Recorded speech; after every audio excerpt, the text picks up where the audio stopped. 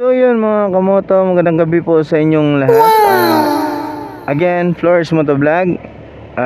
For today's mga kamidyo, dito tayo sa Bacolod mga kamoto. Galing po ako ng Bata, nila mama doon sa Bata mga kamoto. May pununtahan po ako. So yun, at kanina galing ako sa trabaho mga kamoto. Yun, nagdiretso na ako pumunta sa kanila ni mama. So yun, so ngayon mga kamoto, pauwi na ako mga kamoto, no, sa bahay. At mga kamoto, samahan niyo ako sa daan sa ating pagbibiyahe. Again, Flores Motovlog. Kung hindi pa kayo naka-subscribe sa ating YouTube channel, don't forget like, share, and subscribe sa ating YouTube channel at sa ating Facebook page mga kamoto, at paki-share na